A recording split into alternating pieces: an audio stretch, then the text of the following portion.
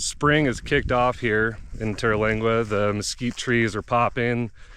Their leaves, the ocotillo, are blooming, but they don't have leaves yet, so that's kind of interesting. It's a very unique plant. I don't know, you can kind of see those are starting, but the creosote are still pretty bare. So this week has been interesting. Last Sunday we had a live auction for this Voices concert, and the concert is on the Rio Grande, right on the border. So the Mexicans have their side, the Americans have our side, and they have a stage on each side, and for that day people just cross freely in that little given area. And it was a fundraiser for that event, so I decided to offer an experience. I still have a few pigs, so I offered the experience of carnitas and margaritas, which essentially means I would make a batch of margaritas for the winner of the auction, and we would walk the pigs down to the creek and enjoy margaritas. No carnitas, it's just a play on words. So I offered that. It went for over $200, which was amazing. Someone said 400. I thought it was 200, which is still great for the cause, and also some validation for people maybe wanting unique experiences. It's very novel, obviously, taking pigs for a walk in the desert to a creek, and the margaritas is just a fun add-on, right? So that was exciting because I'm still trying to figure out what I'm doing here with this property. And one of my concepts is kind of integrating raising food with the tourism, right? I used to have a duck ranch. I have my shirt on, actually, Duck Daddy Ranch. And it was so far out of the way. It wasn't really near any tourism. And so I was selling my ducks wholesale to restaurants, retail at farmers markets. And the margins were so slim that it was pretty much not worth doing. I had no idea what I was doing. It was 10 years ago. And the poultry business is insane how they operate the way they do. And I thought I could do it profitably with ducks, because ducks are, somewhat of a luxury item. But anyway, that didn't work. Now I'm raising pigs. I want to get sheep, other animals that would graze the grass and eat all the stuff I have growing out here. And although I've run the numbers on that and it could be profitable, we still have an opportunity to bring in more people and showcase my vision of raising animals in a respectful, nice way that we are going to eat eventually, right?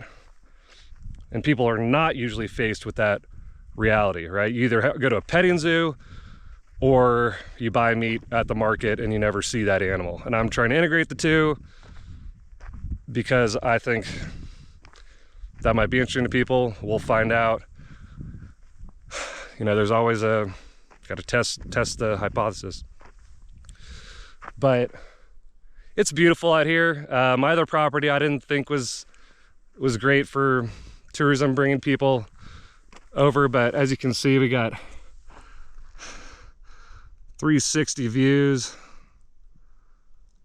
lots of greenery, lots of grass. This is maybe 7:30 in the morning. So one of my friends here who has a campground suggested I build campsites as a way to bring people onto the property and make some money doing so.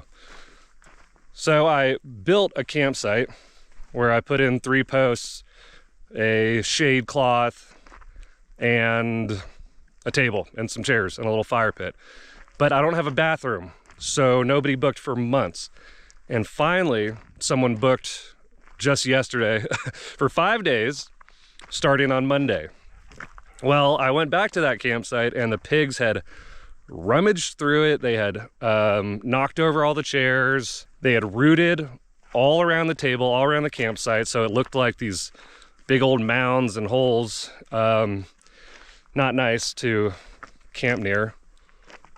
And so I cleaned that up, and I'm getting ready for these tourists. I kind of want to use them as guinea pigs. I want to do some things that I would do for sale for them pro bono and see how they react, right? Like, do they want coffee with mesquite powder in the morning? Do they want carnita tacos from the pigs that I slaughtered here on the raised and slaughtered on the property?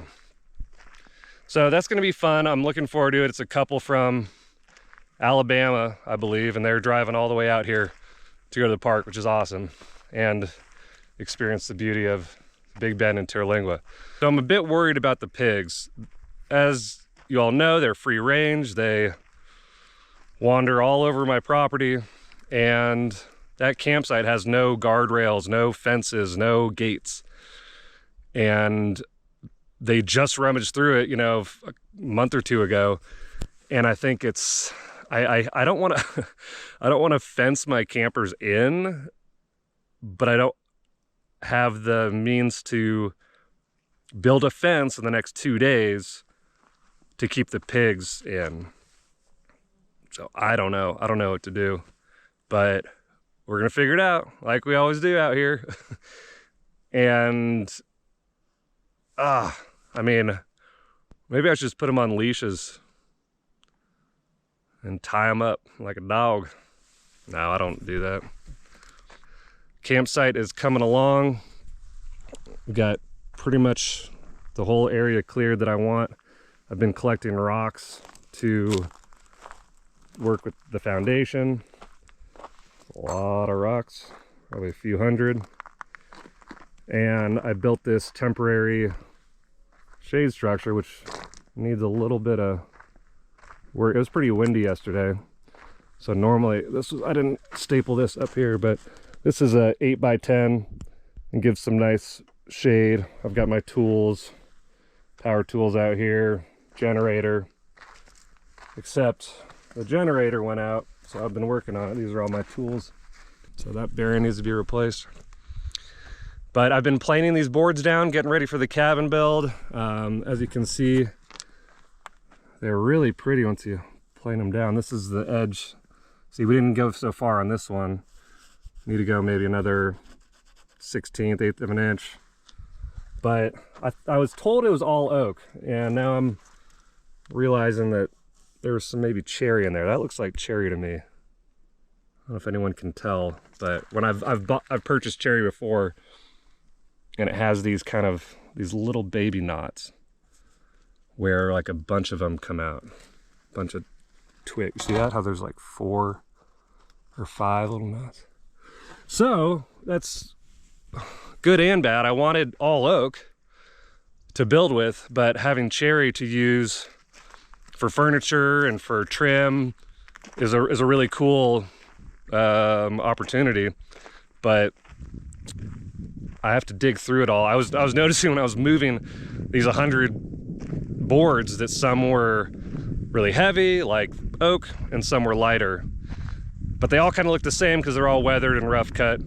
So after digging into it, I think about maybe 10 to 20% of it's cherry, which will, as I said, I think it'll still be great to use for furniture. I'm just not going to use it for the framing. And I'll definitely need some more boards, so got to do another loop to Big Spring, Texas.